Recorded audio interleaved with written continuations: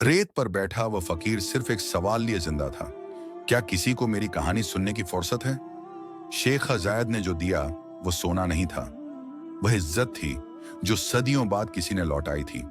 कहानी देना भी इबादत है और सुनना एक कला। जो कदम रेत पर उभरे थे वे सिर्फ निशान नहीं थे, वह एक नई जिंदगी की शुरुआत थी। जब सब कुछ छिन जाए तब जो बचता है वही असली खजाना होता है। एक कहानी, एक काफिला और एक वादा, और जिंदगी ने नया मोड़ ले लिया। रेत गवाह है कि इंसान अगर दिल से कुछ दे तो वह कभी खाली नहीं रहता। एक विशाल रेगिस्तान में सूरज अपने चरम पर था। हर तरफ तपती हुई रेत फैली थी और उसके बीचों बीच एक खेमे का साया था जिसके नीचे एक भिखारी बैठा था, नंगे पैर, सूखे होंठ और आंखों में वक्त का बोझ।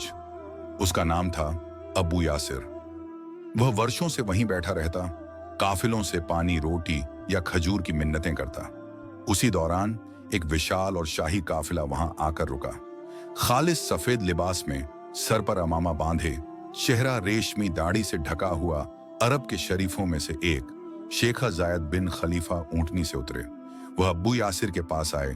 अस्सलामु अलैकुम या शेख उल मसाकिन। अब्बू यासिर ने मुश्किल से पलकें उठाईं। वलैकुम अस्सलाम या इब्नुस सहरा। शेखा मुस्कुराए और बोले, मैं तुम्हें कुछ नहीं दे सकता अगर तुम मुझे कुछ न दो। अरब की सरजमीन पर लेन देन का उसूल है, जो ले वो कुछ दे भी। अब्बू यासिर ने टूटे लहजे में कहा, मेरे पास तो कुछ भी नहीं है या शेख, न कोई खेमे का साया, न परिवार, न कोई ख्वाब। क्या दे सकता हूं? शेख ज़ायद बोले, अपनी कहानी दे दो। वो कहानी जिसमें तुम्हारा दुख है, तुम्हारी उम्मीद है, तुम्हारी रेत से जुड़ी जिंदगी है।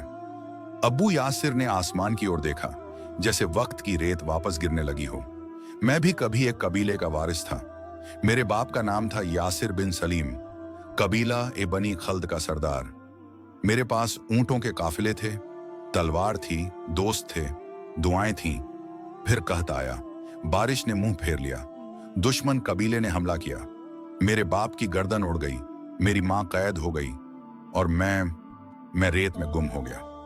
शेखा खामोशी से सुनते रहे, जैसे हर लफ्ज दिल पर नक्श हो रहा हो। फिर मैंने अपने हाथों से कबीले की कब्र देखी, कहत, धोखा, बेवफाई, सब कुछ। मगर एक चीज बाकी रही, जीने की उम्मीद। मैं उसी उम्मीद को हर रोज काफिलों के सामने लाता हूं। काफिले के दूसरे लोग हैरानी से यह मंजर देख रहे थे। एक गुलाम ऊंट को पानी पिला रहा था, एक खादिमा खजूरों की थाली सजा रही थी, लेकिन शेख ज़ायद अब भी पूरी तवज्जो से अब्बू यासिर की ओर देख रहे थे। तुमने मुझे वो चीज दी है जो सोने से ज्यादा कीमती है, एक इंसान की हकीकत।